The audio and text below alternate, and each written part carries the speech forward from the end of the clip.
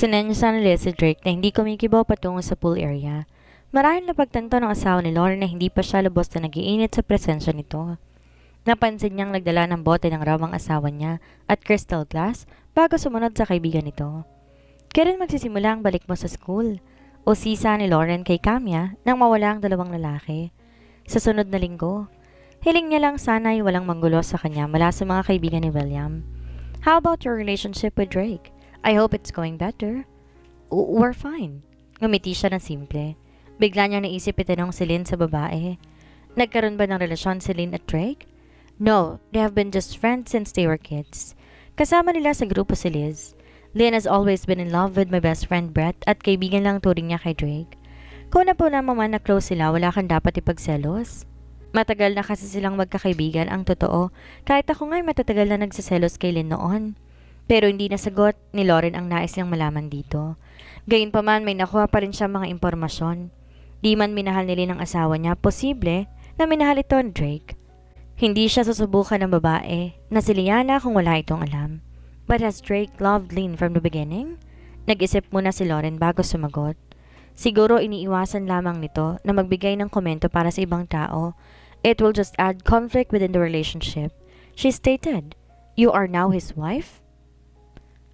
Pwede mong gawin lahat para maging masaya ang pagkasama ninyo ni Drake. He may have come to love you one day. Hindi niya na alam kung ano ibig sabihin ng salitang iyon na may malalim na kahulugan. Ang alam lang ni Camia ayaw niyang bumitaw kay Drake at susundin niya ang mungkahi ni Lauren na gawin lahat para tiyakin ang kaligayahan ng kanyang asawa. Sa pool area, nagsari ng alak sa baso si Drake bago yun iniabot kay Liz. "Why are you here?" tanong niya. Nagpunta ang mga to sa oras ng solo niyang asawa, haya bahagya siyang naaasar. "Because I know you. I just wanted to see how you're doing. Hindi kita makausap na matino sa telepono kahit kanina at nag-aalala ako na baka may gawin kang di maganda." Nalokot ang kanyang mukha. "What could I have done? I'm not a criminal." Nagkibit to ng balikat. "Wala naman akong sinabi nga abot ka sa ganon. You're just preoccupied with your stepbrother-in-law. That's all." Di siya nakasagot dahil aminado siya sa bagay na yon. "Natatakot akong baka sa huli ikaw malakit kay Lillian. She had too much already." Napaisip si Drake sa bagay na yon. "That's impossible. Nagkasundo na kaming dalawa. I'm taking these steps so that in the event we decide to separate, I won't feel guilty for failing to fulfill my duties as her husband." Diyan nga ako natatakot. Why don't you commit to her for real so that everything you've been fighting for would not be in vain? Matalik niyang kaibigan si Liz, kaya naman alam nito ang lahat ng ginagawa at desisyon niya, kasama ng kanyang intensyon patungkol sa grupo ni William. "Come on, Liz. Problema naming dalawa kung ano man ang napagkasundoan namin." Nilagok niya ng isahan ng alak. Aminado si Drake na hindi niya kayang gampanan ng pagiging asawa niya kay Camia. Habang buhay kaya siya pumayag sa suhestyon nito. He never meant to protect someone. He had never done that. Kung tutuusin, lagi nga siyang pinagsisimulan ng gulo. Thinking about Victor, it was probably his fault too. Hindi ito manggugulo sa buhay nila kung di niya rin to tinikis. Hindi siya komportable sa kanyang naisip dahil alam niyang maghihiwalay sila ng landas sa loob ng ilang buwan. Whatever. It was Camia's decision. Ayaw niyang kontrolin ng babae lalo pat pinilit lang din naman tong pakasal sa kanya. Lumabas na si Lauren sa pool area. "Nagpaalam na ako kay Camia. Mauna na kami ni Liz para makapagpahinga na kayo." "Mav," iniabot na susi sa kanya ang babae. "Dalin mo sa rest house sa Batangas si Camia. Take a vacation to relax. Nasabi niya sa akin papasok na siya ng school next week. By the way, what happened to your couch?" Lihim na napangiti si Drake sa sarili niya matapos maisip ang couch na may bahid ng pintura. Agaw pansin talaga yon, lalo na't isang parte lang ng leather nito ang makulay na para bang may natapon dong pintura. Alam na mga to kung gaano siya kaselan sa mga gamit at itinuring niya itong depekto. "It will be covered in paint soon. I'm the one doing it." "Are you now drawn to colorful things?" To Johnny Liz. "It's not boring." Si Lori naman ang sunod na nagkomento. "I like the painted wall. Katatapos nga lang daw nun eh. With her talent, Cami is amazing. Kung wala nga lang siyang schooling, kukunin ko ang serbisyo niya para naman sa bahay namin. Nawala na rin ang mga gym equipment sa loob." Kanina pa niya iniisip ano ang nagbago sa bahay niya. Nawala sa isip niya tungkol doon lalo pat nagkaroon ng enkwentro kanina. Umuwi na kayong dalawa. Aniya tinungo ng gate. Nais niyang palisan ng mga to. Sumunod naman sa kanya mag-asawa hanggang makalabas ng gate. Nang mawala ang mga to, siniguro niyang security bago tinawagan si Orion na pwede muna itong magpahinga sa sariling apartment. Pagkatapos tawagan ng lalaki, sunod niyang tinawagan si Sarah. Tell Yana, I'll visit her tomorrow. Hindi siya natutuwang basta itong nagpunta sa bahay nila para subukan si Kamya. Noted, boss? Sa ngayon, nais niyang masolong maliit nilang mundo ni Kamya. Nang pumasok si Drake sa loob ng bahay, napunan niya si Kamya, pantay na ang paghinga habang nakapikit ng mata. Pinangko niya ito at inakyat sa ikalawang palapag. Sira ang pintuan ng silid nito kaya't naisip niya, ipasok ang babae sa kanyang silid. Matapos niyang ilapag si Kamya sa kama, nagdilato ng mata. Thank you, usal ni Kamya bago napansin na hindi nito sinilid ang lugar. Bakit dito mo ako dinala? These are the marks of your blood on your sheet and the door cracked. Dito ka nilang matulog. Lilipat ako ng guest room. Aniya. Inawakan siya nito sa pulsuhan. Can you stay with me? Tanong ni Kamya. Naisip niya baka natatakot pa rin to sa naganap. Of course. Hearing that, he was happy. Umusog sa isang panig ng kama si Kamya para ibigay isang parte sa kanya. Hinila rin naman niya ito para ilapit sa kanyang bisig. Hindi pa tayo kumakain ng dinner. Bulong niya rito. I am not hungry pero kung gusto mong kumain, magluluto ako sa baba. Ayos lang, wala na rin akong gana. Dumaan ang katahimikan sa kanila. Hinagod niya ang buhok ni Kamya habang dinadama ang maliit nitong katawan. Sino mag-aakala na magiging pamilyar siya sa katawan ni Kamya isang araw? Noong mga unang araw ng pagkasama nila, ayaw niya sa katawan nito. She was too small. She was still petite but more huggable than before. Akala nga niya tulog na ang babae kung di lang ito nagsalita. Pasensya ka na kung di ko natapos ang pag-ayos sa bahay bago ka dumating. Lauren likes the wall painting downstairs. Komento ni Drake. What about you? I love it. I told her I'll paint the couch too. Tukoy niya sa naman siyang leather couch. Gusto mo ba na pinturahan ko rin yon? O sisa nito? Nope. I will do it through your body. Tugon niya na hindi tinago ang nasa isipan. As he was contemplating it, the heat began to develop inside his pants, causing him to grasp her waist. Could you allow me? Lumayo siya para lamin ang ekspresyon ni Kamya. Kita niya ang mata nito sa ilalim ng kakaunting liwanag na malalim din ang tingin sa kanya. Di niya tuloy maiwasan haplusin ang impis na pisngi nito. I love the idea. Kamya replied in a soft, dreamy voice. Di na iwasan ni Drake na ilapit ang mukha rito, tsaka to hinalikan sa labi. The thoughts that he would express arts while fucking Kamya was sexy and hot. He's not denying that he is a pervert. He loves sex, women, and parties. Ngunit hindi yata may kukumpara ngayon sa plano niyang gawin sa babae. Ngayon nga lang na habang naisip niya mga posibleng gawin dito, nagdadala yung nakakaibang pagkabaliw sa kanyang isipan. Nang lumayo si Kamya, tinitigan nito ng malalim ang kanyang mata. Tila marami itong gustong sabihin. Let us rest for a while. I'll prepare food later. Dahil sa sinabi, pinigilan niyang sariling kumilos. His cock was already tight, but what could he do if Kamya's mind was exhausted? Nagpaalam siya rito na magpupunta sa shower para maglinis ng katawan. Madaling araw na magising si Kamya. Binabalot ng kakaibang damdamin niya habang nasa loob ng bisig si Drake. Unang pagkakataon niyo na natulog siya nakatlabi ito at di niya inaasahan na matigas na bagay na tumutudso sa kanyang puson. Naparunok siya. Kagabi pa niya yon naramdaman kung hindi nga lang niya naisip na pagod ang lalaki sa napakahabang biyahe, nais niyang manatili ang pagsasama nila ni Drake. Ngunit narinig niya kagabi ang pinag-usapan nito at ni Liz nang plano niya sanang ayain na magmerienda ang dalawang lalaki na walang plano si Drake na extended na pagkasundoan nila. Bahagya siyang nalungkot kasabay ng takot sa bagay na yon. She's currently protected by Drake, but what would she do if they split up?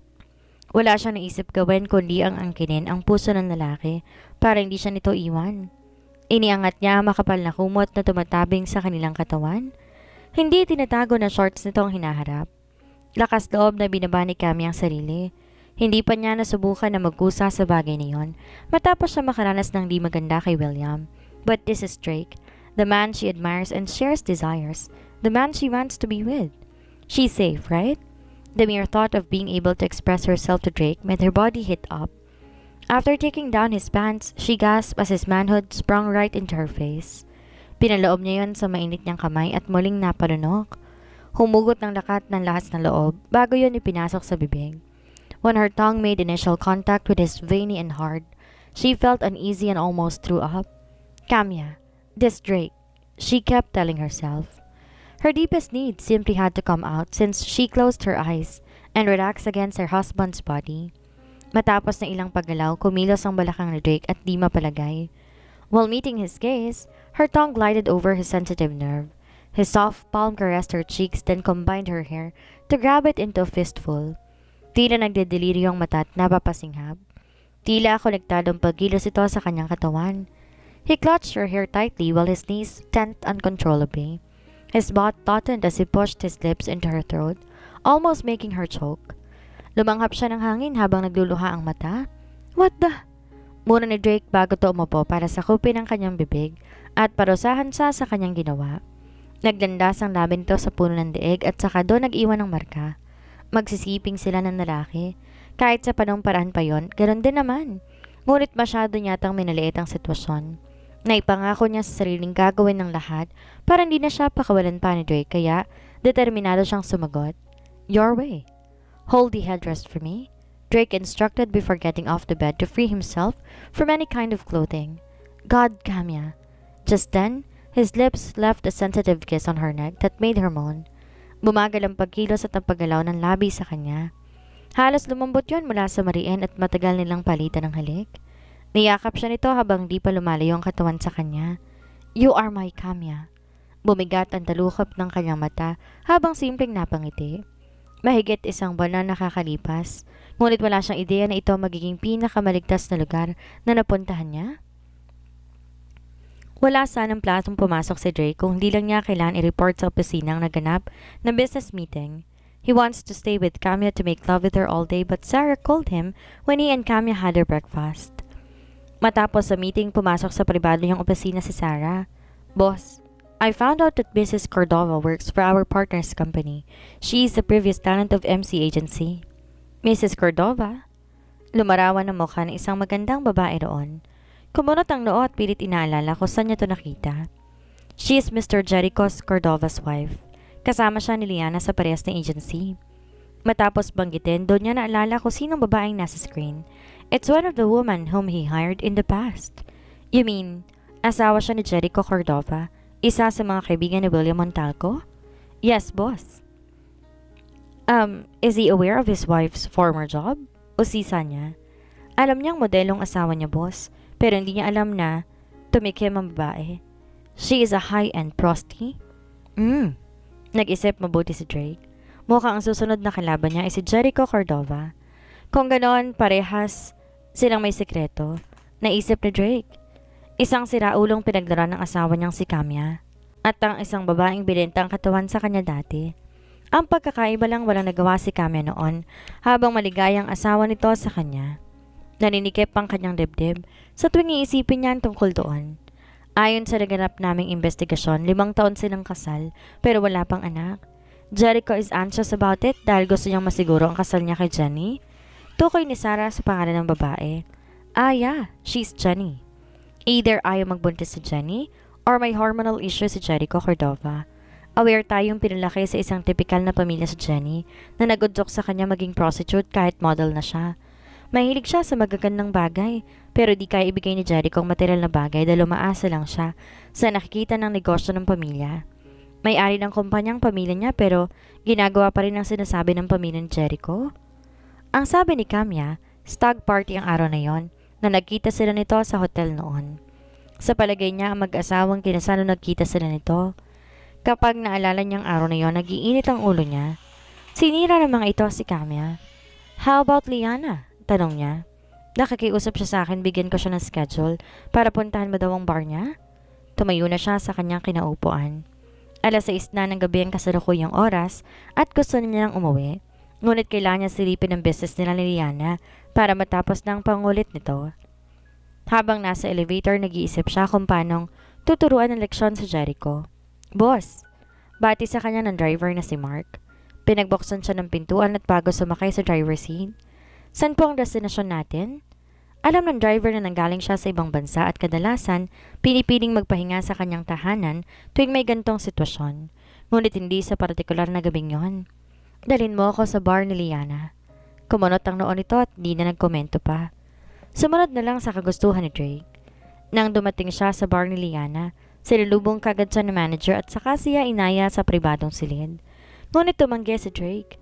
Gusto niyang magkaroon ng linya sa pagitan nila ni Liana, lalo na't asawa niya si Camia. I will stay in the public area. Kasalukuyan pang maaga, di pa dumadagsa ang dami ng tao. Di pa rin ganun kaingay ang musika na sumasayaw sa paligid. Ilang saglit lang nakita niya ang bulto ni Liana na papalapit sa kanyang direksyon. Balingkinita ng katawan nito at makinis ang balat. Pumapalong balakang nito at alam niyang lumalagotok ang heels nito sa tiles kung sakali mang walang musika. She was obviously one of the women he likes in the past, ngunit matabang na to sa kanyang paningin ngayon. Drake, bakit ka narito sa common area? Ngumiti ang babae at agad na tumabi sa kanya. Nagawa pa nitong umalik sa kanyang pisngi kaya't umasim ang kanyang mukha. Matagal na kitang hinihintay na magpunta rito. Do you like the place? Patuloy ng babae. Naging hudyat yon para iikot ang paningin sa paligid. Ayos naman ang business nila ni Liana. Elegante at nagbibigay ng atraksyon sa mga partygoers na mahilig sa magagandang lugar. Pero sa totoo lang, magugustuhan man niya iyon o hindi na importante sa kanya. Ang alam lang ni Drake meron siyang kinikita sa bar na yon. It's fine. Simple niyang tugon. Naramdaman niya ang kamay nitong humaplos sa ibabaw ng kanyang binti. She was always like this. Hindi rin naman sa mangbang para hindi maintindihan ang nais ipahiwatig ng babae. Gusto siya nitong akitin. Simpleng inalis niya ang kamay nito. Why don't we move on to my office? It's nicer there and more private. Anito at pinapapungay ang pilikpata. Tila inaasahan na papayag siya. Ngunit tila taliwas iyon dahil lalo siyang nandiri. Di na nagpaligoy-ligoy pa si Drake na sabihin na isa sa mga pakay niya. Liana, bakit ka nagpunta sa bahay ko kahapon? Isang malamig na tingin ang tila gumapang sa likuran ni Liana sa tanong ni Drake. Wala sa kanyang mga dating babaeng nang hihimasok sa personal niyang espasyo. Marahil ang kasosyo sa negosyo nagbibigay dito ng lakas ng loob. Alam nitong may panghahawakan sa kanya. They collaborate in business, but with or without their partnership, it was nothing on his part. He cooperated with her because he thought that the woman I had at least some personal aspirations, but in the actual sense, he had nothing to lose. Lumayong bahagya sa kanya sa Liana. I want to see you. It's been a long time since we've been together, and I miss you. So you purposely went to my place knowing that I wasn't there, but my wife? Nahimigan ng sarkasmo sa tinig. I was just curious. Anitong nagbaba ng tingin.